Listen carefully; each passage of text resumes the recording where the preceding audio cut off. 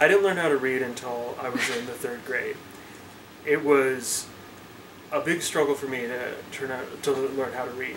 Uh, I'm severely dyslexic, specifically with spatial orientation with letters and words, and that was a major hurdle in trying to learn how to read because that's all letters and words.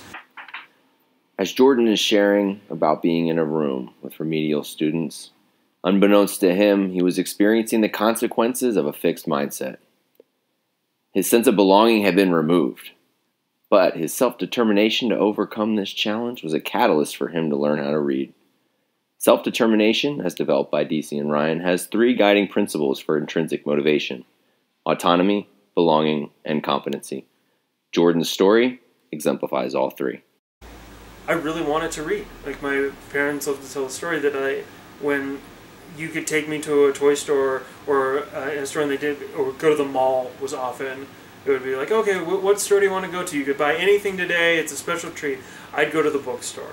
I wanted to read. Like, my family, my mom and my dad were both huge readers, and as well as my extended family. And so I always grew up with like this idea that books were these amazing things. But for some reason, like, I could get a book, I could open it up, and I'd want to like access like the world and adventures and everything that I was told was inside books.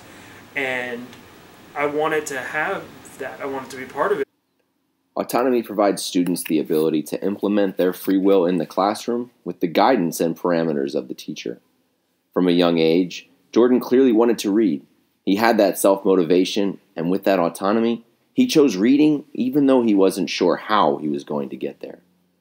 Jordan exercised his free will to tackle the challenge of not being able to read with the help of those around him. It took a long time before I eventually could learn to read. As I start off with, I didn't actually read my first book on my own without assistance until I was in third grade. And that first book I read was a book of jokes, really, really bad puns. I think it was actually Halloween themed too. I got it. I bought it for myself with my allowance money at a school book fair. But at the time, I was so excited when I was able to read this. And I think there was an instantaneous like reward. It was short sentences with a payoff. If you could figure out what it said, and then if you could read the punchline, you got the joke. It was funny. It was really a rewarding experience, and that was the first book, and I read that cover to cover in one sitting because I couldn't put it down. I was just so excited that I was finally like, I was reading. This was like success. Like, this is like what everybody was saying. Like, you read it, you could learn stuff. I had all these new jokes to tell. My family got sick of them very quickly, but that was that moment where I could like, this is what reading is, and I could do it finally. Competency is another guiding principle from DC and Ryan's theory of self-determination. Competency is built when students have full comprehension of the lesson with or without scaffolding. Confidence and competency can be seen when Jordan finished reading the joke book. The feeling he had after completing the book gave him the confidence he needed in order to keep learning how to read. When other kids started to learn how to read, I quickly fell behind. I couldn't keep up, and I didn't know why at first.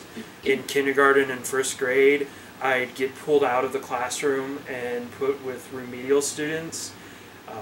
The classrooms I was in at the time, they were in a one-story building that was connected in a hallway in the middle, which was like where the teachers had like a little teacher's lounge and stuff.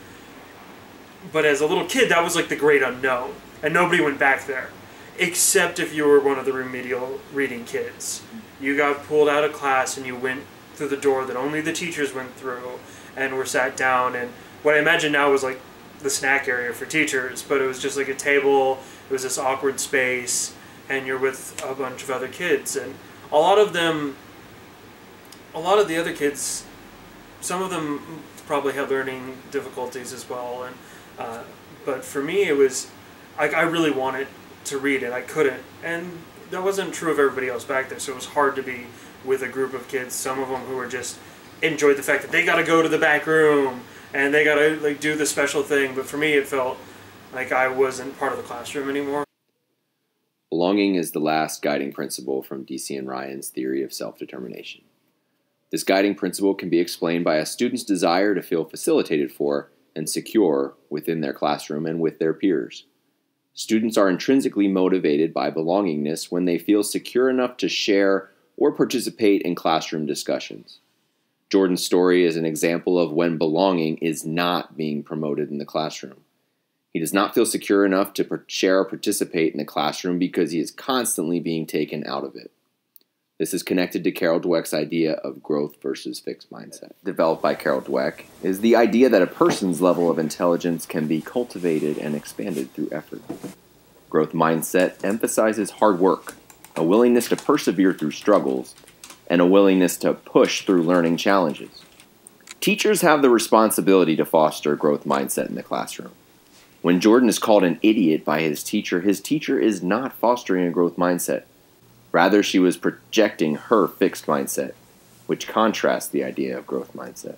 A person with a fixed mindset rejects hard work or puts in the minimal amount of work in order to succeed. Those with a fixed mindset are unwilling to face new or challenging tasks.